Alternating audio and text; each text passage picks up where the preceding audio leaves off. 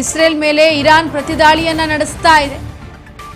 ಇತ್ತ ಇಸ್ರೇಲ್ನಾದ್ಯಂತ ಮೊಳಗಿದಂತಹ ಸೈರನ್, ಇಸ್ರೇಲ್ನಲ್ಲಿ ಪ್ರಬಲ ರಕ್ಷಣಾ ಕವಚ ಆಕ್ಟಿವ್ ಆಗಿದೆ. ಈಗ ಜೆರುಸಲೇಮ್ನಾದ್ಯಂತ ಮೊಳಗಿದಂತಹ ಯುದ್ಧದ ಸೈರನ್ಗಳು ಅರಾವಾ ಬೈತ್, ಶೆಮೆತ್, ಬಿಕಾ, ನೆಗೆವರ್ ಸೇರಿದಂತೆ ಹಲವು ಕಡೆ ಈಗ ಸೈರನ್ಗಳು ಮೊಳಗ್ತಾ ಇವೆ ಇರಾನ್ನಲ್ಲಿ.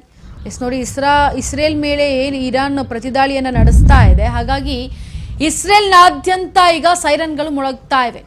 ಈಗ ಯುದ್ಧ ಈ ರೀತಿ ಭೀಕರವಾಗಿ ನಡೀತಾ ಇದೆ ಅಥವಾ ಏನೋ ಒಂದು ಆಗ್ತಾ ಇದೆ ಅಂದರೆ ಆ ಒಂದು ಕಂಟ್ರಿ ಅಥವಾ ಆ ಒಂದು ಇಸ್ರೇಲ್ನ ಜಾಗಗಳಲ್ಲಿ ಕೆಲವೊಂದು ಆ್ಯಪ್ಗಳಿರುತ್ತೆ. ಆ ಆ್ಯಪ್ಗಳ ಮುಖಾಂತರ ಎಲ್ಲರ ಮೊಬೈಲಲ್ಲೂ ಕೂಡ ಆ್ಯಪ್ ಇರುತ್ತೆ. ಆ್ಯಪ್ಗಳ ಮುಖಾಂತರ ಒಂದು ಸೈರನ್ ಅಲರ್ಟ್ ಆದಾಗ, ಆ ಒಂದು ಸೈರನ್ಗಳು ಮೊಳಗಿದಾಗ ಅಲ್ಲಿನ ಜನ ಫುಲ್ ಅಲರ್ಟ್ ಆಗ್ತಾರೆ. ಅಂದರೆ ಅಂತಹ ಸೈರನ್ಗಳು ಬಂದಾಗ ಮನೆಯಿಂದ ಹೊರಬರದೆ ಮನೆಯಲ್ಲೇ ಇರುವಂಥದ್ದು ಅಥವಾ ಕೆಲಸದಲ್ಲೇ ಇರುವಂಥವ್ರು ಸಂಚಾರ ಮಾಡ್ತಾ ಇರುವಂಥ ಸಂಚಾರ ಮಾಡದೆ ತಮ್ಮ ಮನೆಗೆ ತಲುಪುವಂಥದ್ದು. ಯಾಕಂದರೆ ಈ ರೀತಿ ವಾರಗಳಾದಾಗ ಆ ಸೈರನನ್ನು ಮೊಳಗಿಸ್ತಾರೆ. ಅದು ಒಂದು ಎಚ್ಚರಿಕೆಯ ಗಂಟೆ ಆಗಿರುತ್ತೆ ಅಲ್ಲಿನ ಜನರಿಗೆ.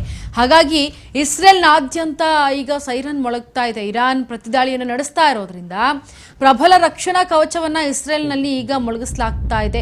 ಜೆರುಸಲೇಮ್ನಾದ್ಯಂತ ಮೊಳಗ್ತಾ ಇದೆ ಸೈರನ್ಗಳು. ಮತ್ತು ಅರಾವಾ ಬೈತ್ ಶಮೇಶ್ ಆಗಿರಬಹುದು, ಬಿಕಾ ಶಮೇಶ್ ಆಗಿರಬಹುದು, ಎಲ್ಲ ಕಡೆ ಕೂಡ ಈಗ ಸೈರನ್ಗಳು ಮೊಳಗ್ತಾ ಇದೆ. ಯಾಕಂದರೆ ಇರಾನ್ ಎಲ್ಲಿ ಯುದ್ಧವನ್ನು ಮಾಡ್ತಾ ಇದೆ ಅದರ ಸುತ್ತಮುತ್ತ ನಗರಗಳಾದ್ಯಂತ ಈಗ ಮೊಳಗಿಸ್ತಾ ಇದೆ ಇಸ್ರೇಲ್ ಒಂದು ಸೈರನನ್ನು.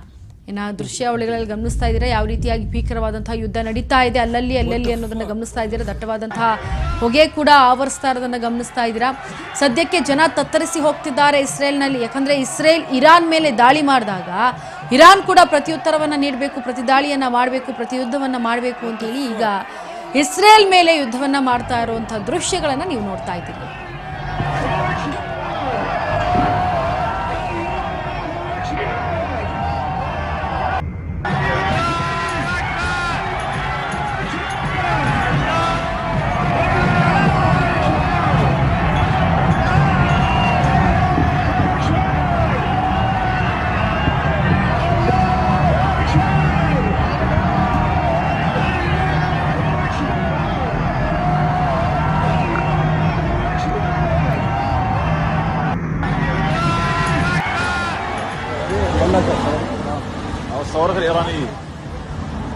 ತೊಂದರೆಗಳಾಗ್ತಾ ಇದೆ ನೆರೆಹೊರ ರಾಷ್ಟ್ರಗಳಿಗೂ ಕೂಡ. ಆದರೂ ಕೂಡ ಯುದ್ಧವನ್ನ ನಿಲ್ಲಿಸುವಂತ ಪ್ರಯತ್ನವನ್ನು ಯಾರು ಕೂಡ ಮಾಡ್ತಾ ಇಲ್ಲ.